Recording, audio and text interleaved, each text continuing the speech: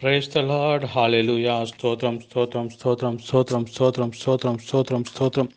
கர்த்தருடைய மிகவும் பரிசுத்தமுள்ள நாமம் இந்த ஆசீர்வதிக்கப்பட்ட காலை வேளையில் மகிமைப்படட்டும். பிரியமுள்ள தேவ பிள்ளைகளே, நாம் ஒரு மனதோடு 2021 ஜூலை மாதம் 14ஆம் தேதி புதன்கிழமை காலையில் நாம் ஒரு மனதோடு தேவனை ஆராதிக்கவும் துதிக்கவும் சர்வ வல்லமுள்ள நம்முடைய தகப்பன் நமக்கு ஏற்படுத்தி கொடுத்த இந்த நல்ல வாய்ப்புக்காய் நாம் நன்றியுள்ள இருதயத்தோடு தேவனை துதிப்போம், ஸ்தோத்தரிப்போம்.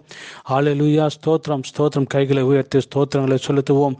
ஸ்தோத்திரம் ஸ்தோத்திரம் ஸ்தோத்திரம் ஸ்தோத்திரம் ஸ்தோத்திரம் ஸ்தோத்திரம். அப்பா, கடந்த பகல் முழுவதும் நம்மை பாதுகாத்த தேவனுக்கு கைகளை உயர்த்தி ஸ்தோத்திரம் செலுத்துவோம்.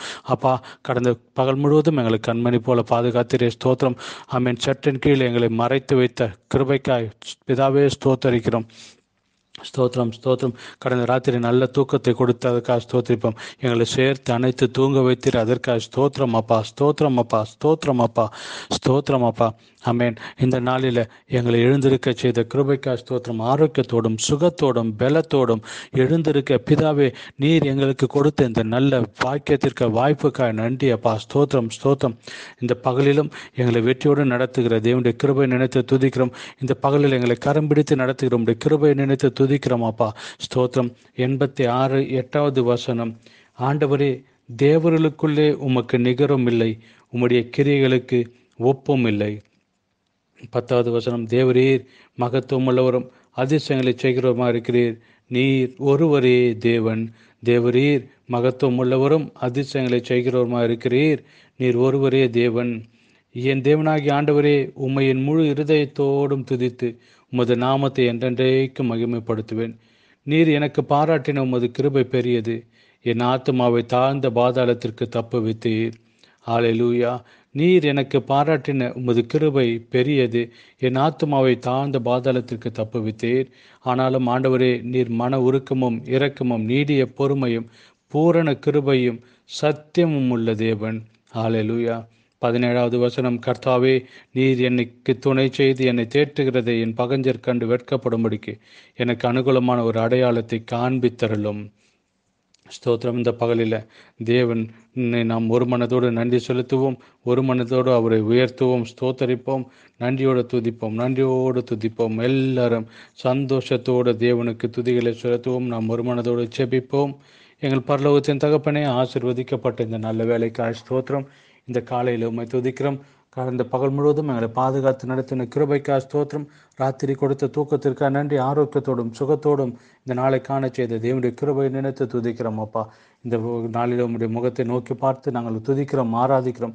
நாங்கள் உம்முடைய முகத்தை நோக்கி பார்த்து ஆராதிக்கிறோம் அப்பா. நீர் சர்வ வல்லமுள்ளவர், ஸ்தோத்திரம். நீர் எல்லாவற்றிலும் அதிகாரம் உள்ளவர், ஸ்தோத்திரம். ஆமென். நீர் எல்லாவற்றையும் உம்முடைய கரத்தில் நீர் சிருஷ்டித்தீரே, ஸ்தோத்திரம். ஒன்றும் உம்மால் கூடாததில்லை, அதற்காக ஸ்தோத்திரம் பிதாவே. இந்த நாளில் நாங்கள் ஒரு மனதோடு உமக்கு நன்றி செலுத்துகிறோம், ஒரு மனதோடு உமக்கு ஸ்தோத்திரத்தை செலுத்துகிறோம், ஒரு மனதோடு உம்மை உயர்த்துகிறோம், நன்றி செலுத்துகிறோம் அப்பா. இந்த நாளில் இந்த சத்தத்தை கேட்கிற ஒவ்வொருவருக்காக ஜெபிக்கிறோம். இயேசு கிறிஸ்துவின் நாமத்தில் நான் அவர்களை ஆசீர்வதித்து ஜெபிக்கிறேன். அவருடைய குடும்ப வாழ்க்கை ஆசீர்வதிக்கப்படட்டும் அப்பா. அவருடைய பிள்ளைகள் ஆசீர்வதிக்கப்படட்டும். இவர் வேலை செய்கிற இடம், பிஸ்னஸ், இவர்கள் அம்மீன் எந்த வேலை செய்தாலும் அது ஆசீர்வதிக்கப்படட்டும். அம்மீன். சரீரமாக இவர்கள் பலத்தை பெற்றுக்கொள்ளட்டும், மன ரீதியாக இவர்கள் பலத்தை பெற்றுக்கொள்ளட்டும் அப்பா. நீர் அவர்களுக்கு கிருபை கொடுப்பதற்காக ஸ்தோத்திரம். உடைய குமாரனாகிய ரத்தத்தால் இவர்களை மூடி மறைக்கிறேன். தேவைகள் உடைய கிருபை கூட இருப்பதற்காக ஸ்தோத்திரம். நன்றியோடு துதிக்கிறோம், நன்றியோடு துதிக்கிறோம், நன்றியோடு துதிக்கிறோம். வியாதியாக இருக்கிறவர்கள் இந்த நாளில் இயேசு கிறிஸ்து நாமத்தில் சுகத்தை பெற்றுக்கொள்ளட்டும். வியாதி இருக்கிற இடத்தில் கைகளை வைத்து இயேசு நாமத்தில் சொல்லுங்கள். வானத்துக்கும் பூமிக்கும் அதிகாரம் அல்ல, இயேசுவின் நாமத்தில் வல்லமை கடந்து வரட்டும், சுகம் உண்டாகட்டும். தேவனுடைய வல்லமை கடந்து வரட்டும், சுகம் உண்டாகட்டும். Thank you Lord. தேவனுடைய வல்லமை கடந்து வரட்டும், சுகம் உண்டாகட்டும். எல்லா வியாதிக்கும் நீர் நல்ல மருத்துவர், அதற்காக ஸ்தோத்திரம். நீர் கொடுத்த சுகத்திற்காக ஸ்தோத்திரம். விசேஷமாக கர்த்தாவே, அமீன். சிறுநீர் கழிக்க முடியாமல் கஷ்டப்படுகிறவர்களுக்காக ஜெபிக்கிறோம். அல்லது அந்த நாளில் இயேசு கிறிஸ்து நாமத்தில் அமீன். சிறுநீர் கழிக்க முடியாமல் இருக்கிற தடைகள் மாறட்டும் இயேசுவின் நாமத்தில். ஆமென். ப்ராஸ்டேட் கிளாண்டில் இருக்கிற பிரச்சனைகள் மாறட்டும் இயேசுவின் நாமத்தில். ஆமென். நன்றி கர்த்தாவே. Thank you Jesus. ஆமென். பிளட்டில் இருக்கிற எல்லா வியாதிகளும் ஆமென் இயேசுவின் நாமத்தில் சுகமாகட்டும் கர்த்தாவே. ஆமென் அப்பா. ஆமென். ஸ்தோத்திரம் அப்பா. நன்றி கர்த்தாவே. ஆமென். காயங்கள் ஆறாமல் இருக்கிற காயங்கள், அடிப்பட்டு ஆறாமல் இருக்கிறதெல்லாம் இயேசு நாமத்தில் அந்த காயங்கள் ஆறட்டும். எல்லா நரம்பு சம்பந்தமான வியாதிகள் இயேசுவின் நாமத்தில் சுகமாகட்டும். எல்லா வெர்டிகோ இயேசுவின் நாமத்தில் சுகமாகட்டும். எல்லா ஸ்பாண்டலைட்டிஸ் இயேசுவின் நாமத்தில் சுகமாகட்டும். ஆமென். இந்த நாளில் அற்புதமான சுகத்தை நீர் கொடுத்ததற்காக ஸ்தோத்திரம். உடைய பிள்ளைகள் மீது கர்த்தாவே நீர் சுகத்தை கொடுத்து ஆரோக்கியத்தை கொடுத்ததற்காக நன்றி அப்பா. பொருளாதார நெருக்கடியிலிருந்து விடுதலை கொடுங்க அப்பா. ஃபைனான்ஷியல் பிரச்சனை இருந்த கர்த்தாவே விடுதலை கொடுங்க. யாருக்கு முன்பாகவும் கை நீட்டாதபடி, யார் முன்பாகவும் போய் கேட்காதபடி அவளுக்கு தேவையை சந்தித்து அவளுக்கு நீர் கொடுப்பதற்காக ஸ்தோத்திரம். ஆமேன். அதே நேரத்தில் கர்த்தாவே ஸ்தோத்திரம். இன்றைக்கு கர்த்தாவே மாலை நேரம் நடக்கிற ஆராதனை ஆசீர்வதிங்க. மீட்டிங் மிகவும் ஆசீர்வாதம் உள்ளதை மாறட்டும். கர்த்தாவை உதவி செய்யுங்க. உங்களுடைய சத்தத்தை கேட்க உதவி செய்யுங்க. உங்களுடைய அற்புதத்தை காண உதவி செய்யுங்க அப்பா. உங்களுடைய ஜனங்கள் வாஞ்சையோடும் உற்சாகத்தோடும் கடந்து வர கர்த்தாவை நீர் கிருபை செய்கிறதுக்காக ஸ்தோத்திரம். மீட்டிங்கில் கலந்து கொள்கிற எல்லாரும் நீர் ஆசீர்வதிங்க. அவர்களோடு கூட உங்களுடைய கிருபை இருக்கட்டும். எங்களுக்கு வெற்றியை கொடுத்ததுக்காக ஸ்தோத்திரம். எங்களை கரம் பிடித்து நடத்துகிற கிருபைக்காக ஸ்தோத்திரம். எங்களை பராமரிக்கிறதுக்காக ஸ்தோத்திரம். இனி எங்களை பாதுகாத்து நடத்துகிற கிருபைக்காக ஸ்தோத்திரம். இயேசு கிறிஸ்துவின் நாமத்தில் பிதாவே, ஆமேன் ஆமேன். கர்த்தர் உங்களை அதிகமாய் ஆசீர்வதிக்கட்டும். கர்த்தருடைய கிருபையும் சமாதானமும் உங்களுடைய வாழ்க்கையில் பெருகி வரட்டும் என்று நான் ஜெபிக்கிறேன். அதே நேரத்தில் இந்த மாலை நேரம் இந்திய நேரப்படி 9:30 மணிக்கு ஆராதனை இருக்கிறது. நிச்சயமாக அதில் கலந்து கொள்ளுங்கள். கர்த்தர் உங்களுடைய வாழ்க்கையில் பெரிய காரியங்களை செய்வார். உங்களுக்கு மட்டுமல்ல, மற்றவர்களும் நீங்கள் கூப்பிட்டு கொண்டு வாங்க, அவர்களும் கலந்து கொள்ளட்டும்.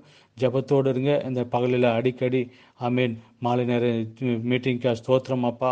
நீர் எங்களோட பேசுகிற நாளாக இருக்கட்டும். ஒரு சூப்பர் நேச்சுரல் அனுபவத்தை எங்களுக்கு கொடுக்க வேண்டுமே என்று நாம் தொடர்ந்து ஜெபித்து கொண்டிருப்போம். ஆஃபீஸில் இருந்தாலும், வாகனம் ஓட்டி கொண்டு இருந்தாலும், எங்கே இருந்தாலும் உங்களுடைய மனது மீட்டிங்காக ஆயத்தமாகட்டும். ஜெபித்து ஆயத்தமாகுங்கள். அப்படியே நீங்கள் ஆயத்தமாகி வரும்போது கர்த்தர் பெரிய காரியங்கள் உங்களுடைய வாழ்க்கையில செய்வார். கர்த்தர் உங்களை ஆசீர்வதிக்கட்டும். அவருடைய கிருபை உங்களோடு கூட இருக்கட்டும். தானியேல் புத்தகம் 3வது அதிகாரம் 25வது வசனம் இந்த நாளில் நாம் வாசிக்க தியானிக்க போகிறோம். தானியேல் 3:25. அதற்கு அவன், இதோ 4 புருஷர் விடுதலையாய் அக்கினி நடுவிலே உலாவுகிறதை காண்கிறேன். அவர்களுக்கு ஒரு சேதமும் இல்லை. 4ஆம் ஆளின் சாயல் தேவபுத்திரனுக்கு ஒப்பாயிருக்கிறது என்றான். 4ஆம் ஆளின் சாயல் தேவபுத்திரனுக்கு ஒப்பாயிருக்கிறது என்றான். நமக்கு எல்லாருக்கும் இதனுடைய பின்னணி தெரியும். ஆனாலும் இந்த பின்னணி சொன்னால் மட்டுமே நமக்கு இதனுடைய முழு செய்தியை தியானிக்க முடியும். 3 வாலிபர்கள் ராஜாவின் அரண்மனையில் தங்கியிருக்கிறார்கள். ராஜாவோடு இருக்கும்போது ராஜா ஒரு கட்டளை கொண்டு வருகிறார். ராஜா உண்டாக்கின பொற்சிலையை எல்லாரும் பணிந்து வணங்க வேண்டும் என்று ஒரு கட்டளையை புறப்பட செய்கிறார். இந்த 3 வாலிபர்களுக்கு நியாயப்பிரமாணத்தின்படி விக்கிரகத்தை உண்டு பண்ணுவதற்கோ செய்வதற்கோ விக்கிரகத்தை ஆராதிக்கவோ கூடாது என்று சொல்லப்பட்டிருக்கிறது. அதனால் அவர்கள் என்ன வந்தாலும் இந்த ராஜா செய்த பொற்சிலை நாங்கள் பணியவும் வணங்கவும் மாட்டோம் என்று அவர்கள் ஒரு உறுதியான தீர்மானம் எடுக்கிறார்கள். ஆனால் ராஜா திரும்பவும் அவர்களை அழைத்து அவளுக்கு ஒரு வாய்ப்பு கொடுக்கிறார். அவர்களுக்கு ஒரு வாய்ப்பு கொடுக்கிறார். ஆனால் அவர்கள் சொல்லுகிறார், நாங்கள் இதில் சொல்வதற்கு ஒன்றுமில்லை. நாங்கள் ஆராதிக்கிற, நாங்கள் விசுவாசிக்கிற எங்கள் தேவன் எங்களை விடுவிக்க வல்லவராக இருக்கிறார். அவர் விடுவிப்பார். அவர் எரிகிற அக்கினி சூளைக்கும் ராஜாவுடைய கைக்கும் நீங்களாக்கி விடுவிப்பார். விடுவிக்காமல் போனாலும் பரவாயில்லை என்று சொன்னபோது ராஜாவுடைய முகம் வேறுபட்டது. சூளை சாதாரணமாக இருந்த சூளையின் காட்டிலும் 7 மடங்கு அதிகமாக சூடாக்கும்படி உத்தரவு கொடுக்கிறார். அங்கே இருக்கிற இராணுவத்தில் மிகவும் பலசாலிகளான புருஷர்களை அழைத்து இந்த வாலிபர்களை தூக்கி அக்னி சூளையில் போடப்படுகிறார்கள். இந்த வாலிபர் பலசாலிகள் இந்த 3 வாலிபர்களை தூக்கி கொண்டு வந்து அக்னி சூளையில் போட வந்தபோது இந்த புருஷர்களை கொன்று போட்டது. தூக்கி கொண்டு வந்தவர்களை கொன்று போட்டது. அக்னியில் போடப்பட்ட இந்த 3 பேரும் அவர்களை தேவன் அந்த இடத்துல பாதுகாக்கிறார். அக்னிக்கு சமமான சோதனைகள் கடந்து வரும்போது நீங்களும் மறந்து விடாதீர்கள். நம்மளோட கூட நமக்கு தெரியாமல் நம்முடைய தேவன் இறங்கி வருவார். இங்கே ராஜாவுடைய கட்டளை மிகவும் 22 முதல் நாம் வாசிக்கலாம். ராஜாவின் கட்டளை கடுமையாக இருந்தபடினால், சூளை மிகவும் சூடாக்கப்பட்டிருந்தபடினால் அக்கினி சூளையானது சாத்ராக், மேஷாக், ஆபேத்நேகோ என்பவர்களை தூக்கி கொண்டு போன புருஷரை கொண்டு போட்டது. சாத்ராக், மேஷாக், ஆபேத்நேகோ என்னும் அந்த 3 புருஷரும் கட்டுண்டவர்களாய் எரிகிற அக்கினி சூளை நடுவே விழுந்தார்கள். ஸ்தோத்திரம். ராஜாவாகிய நேபுகாத்நேச்சார் பிரமித்து தீவிரமாய் எழுந்திருந்து தன் மந்திரிமார்களை நோக்கி, 3 புருஷரை அல்லவோ கட்டுண்டவர்களாக அக்கினியில போட்டு வைத்தோம் என்றான். அவர்கள் ராஜாவுக்கு பிரதியுத்தரமாக, ஆம் ராஜாவே என்றார்கள். அதன் பிறகு நாம் வாசித்தது 25வது வசனம். அதற்கு அவன், இதோ 4 பேர் விடுதலையாய் அக்கினி நடுவிலே உலாவுகிறதை காண்கிறேன். அவர்களுக்கு ஒரு சேதமும் இல்லை. 4ஆம் ஆளின் சாயல் மனுபுத்திரருக்கு ஒப்பாயிருக்கிறது என்றான். பிரியமுள்ள தேவ பிள்ளைகளே, இந்த வாலிபர்கள் அவர்கள் வாழ்ந்து கொண்டிருந்த நேரத்தில் தேவனுக்கு கீழ்ப்படிந்து அவர்கள் வாழ்ந்தார்கள். தேவன் சொல்லுகிறதற்கு கீழ்ப்படிந்து வாழ அவர்கள் தயாரானார்கள். அவர்கள் பரதேசியாய் வாழ்கிற அந்த தேசத்திலும் அமேன் தேவனுடைய வசனத்திற்கு கீழ்ப்படிந்து அமேன் அமேன் வசனத்தின்படி வாழ அவர்கள் உறுதியாக இருந்ததினால என்ன நடந்தது? அவருடைய வாழ்க்கையில் அக்கினியின் சோதனை வந்தபோது, அவருடைய வாழ்க்கையில் பிரச்சனையின் மத்தியிலும் கஷ்டத்திலும் அமேன் அவளோடு கூட இறங்கி வருவதற்கு அமேன் நண்பர்கள், உறவினர்கள், சொந்தங்கள் வராமல் இருந்தபோது சர்வ வல்லமையுடைய தேவன் அவர் மத்தியில் அந்த அக்னி சூளையில் இறங்கி வருகிறார். உங்களுக்கு ஒரு செய்தி நான் சொல்கிறேன். நீங்கள் கடந்து போகிற எந்த பிரச்சனை இருந்தாலும், நெருக்கடிகள் இருந்தாலும், எவ்வளவு பெரிய போராட்டங்கள் பிரச்சனைகள் இருந்தாலும் விசுவாசிங்க.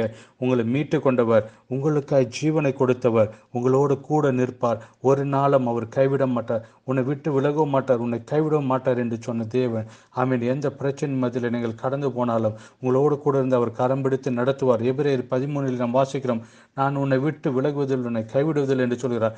ஏசாயா 41:10 நாம் இப்படியே வாசிக்கிறோம், நீ பயப்படாதே, நான் உன்னோடு இருக்கிறேன், நீ திகையாதே, நான் உன்னை கைவிட மாட்டேன் அமேன் என்று சொல்லுகிற தேவன். அமேன். அதனுடைய அர்த்தம் எவ்வளவுதான், எவ்வளவு பெரியதான அக்னிக்கு சமமான சோதனைகள் வந்தாலும் நான் விசுவாசிங்க, நான் தனியாய் போகவில்லை, என் கூட ஒரு நல்ல மேய்ப்பர் இருக்கிறார். இந்த அக்கினி சூளையிலே ஒன்று ஆவிக்குரிய கண்களை பாருங்க, அதை அந்த ஆவிக்குரிய கண்ணிலே அந்த தீச்சூளை பாருங்க. ஆமேன். மிகவும் 7 மடங்கு சூடாக்கப்பட்ட ஒரு அக்கினி சூளை. ஆமீன். தூக்கி கொண்டு போன புருஷர்கள் இறந்து போனார்கள். ஆனால் அக்கினியை போட்டவர்கள் ஆமீனுக்கு ஒரு சூப்பர் நேச்சுரல் ப்ரொடெக்ஷன் தேவன் இறங்கி வருகிறார். அந்த தீயின் மத்தியில் எல்லாரும் அவர்கள் சந்தோஷமா இருக்கிறார்கள். அதுதான் பிரியமானவர்களே, பிரச்சனை மத்தியில், போராட்டத்தின் மத்தியில், வேதனையின் மத்தியில் நாம் நம் தேவனை நோக்கி பார்க்க வேண்டும். எல்லாரும் தள்ளி நிற்கும் போது, பிரச்சனை வரும்போது, வேதனை வரும்போது, துக்கம் வரும்போது எல்லாரும் நியூட்ரலாய் நம்மை தள்ளி போவார்கள். அவர்கள் நம் ஃபோன் செய்தால் ஃபோன் எடுக்க மாட்டாங்க. நம்முடைய வாட்ஸ்அப் மெசேஜுக்கு அவர் ரிப்ளை செய்யாமல் இருக்கலாம். ஆனால் எந்த பிரச்சனையின் மத்தியிலும் என்னை நோக்கி கூப்பிடு, நான் உனக்கு மறு உத்தரவு வருவேன் என்று சொன்ன தேவன், ஆபத்து காலத்தில் நான் உனக்கு மிகவும் உன்னோடு கூட இருந்து உனக்கு துணையாக இருப்பேன் என்று சொன்ன தேவன், எவ்வளவு பெரிய பிரச்சனையாக இருந்தாலும், எவ்வளவு பெரிய போராட்டங்களாக இருந்தாலும், எவ்வளவு பெரிய சோதனைகள் மத்தியிலும் அந்த தேவன், நம்முடைய தேவன் நம்மை கைவிடுவதில்லை, நம்மை தள்ளிவிட மாட்டார். ஆமேன். இந்த பகலில் நீங்கள் ஏதேனும் பிரச்சனை மத்தியில் கடந்து போகிறீர்களா? தேவ பிள்ளைகளே, நீங்கள் தனிமையாய் போகவில்லை, நீங்கள் ஒருவராய் போகவில்லை. உங்களுக்குள் ஆமேன் 4வதாய் அக்கினி சூளையில் இறங்கி வந்த ஒருவர் உங்களோடு கூட இருக்கிறார். ஆமேன். ஆவிக்குரிய கண்களில் அதை பார்த்து கொண்டு அவரோடு பேசுங்க, அவருடைய கரத்தை பிடித்து முன்னேறி போங்க. ஒரு பிரச்சனைக்கு உங்களை தோல்வி அடைய செய்ய முடியாது. ஆமேன். அதுதான் சொல்கிறார், கிறிஸ்துவுக்குள் நாம் வெற்றி சிறந்தவர்கள், மோர் தென் ஆமேன், வெற்றி பெற்றவர்களை காட்டில் நாம் மேலானவர்கள். காரணம், கர்த்தர் நம்மளோடு கூட இருக்கிறார். ஒரு அக்கினி சூளைக்கும் ஒரு சிங்கத்திற்கும் நம்மை ஒன்றும் செய்ய முடியாது. இந்த நாளில் இந்த செய்தியை கேட்டுக்கொண்டிருக்கும்போது கைகளை உயர்த்தி சொல்லுங்க, எந்த நேரத்திலும் என்னோடு கூட தேவன் இருக்கிறார். அது அக்கினிக்கு சமமான சோதனை வந்தாலும், யோர்தானை போல சோதனை வந்தாலும், சிங்க கெபியின் போல சோதனைகள் வந்தாலும், எந்த பிரச்சனைகள் வந்தாலும் என்னோட கூட தேவன் இருக்கிறார் என்று தைரியமாய் சொல்லுங்க. ஆமேன். ஒரு நாளும் நீங்கள் ஆமேன் தோற்று போக மாட்டீர்கள். கர்த்தர் உங்களோடு கூட இருக்கிறார். நீங்கள் சொல்லுங்க, கர்த்தர் என்னோட கூட இருக்கிறார். ஒரு முறை கூட சொல்லுங்க, கர்த்தர் என்னோட கூட இருக்கிறார் என்று. ஆமேன். அல்லேலூயா. என்னோட கூட கர்த்தர் இருக்கிறார், என்னோட கூட தேவன் இருக்கிறார். அவர் என்னை கைவிட மாட்டார். தேவன் என்னை கைவிட மாட்டார். அவர் என்னை விட்டு விலகுவதும் இல்லை, என்னை கைவிடுவதும் இல்லை. இந்த வசனம் உங்களுக்கு ஆசீர்வாதமாக இருந்தால் மற்றவர்களுக்கு அனுப்பி கொடுங்க. அவளும் ஆசீர்வாதத்தை பெற்றுக்கொள்ளட்டும். அவளும் ஒருவேளை சோதனையின் மத்தியில் அவர்களுக்கு இது ஒரு ஆறுதலாக இருக்கும். கர்த்தர் உங்களை தாராளமாய் ஆசீர்வதிக்கட்டும். இயேசு கிறிஸ்துவின் நாமத்தில் நாம் வளருவோம், பெருகுவோம், உயருவோம். We are blessed. We are really blessed. We are permanently blessed. God bless you. God bless you. God bless you.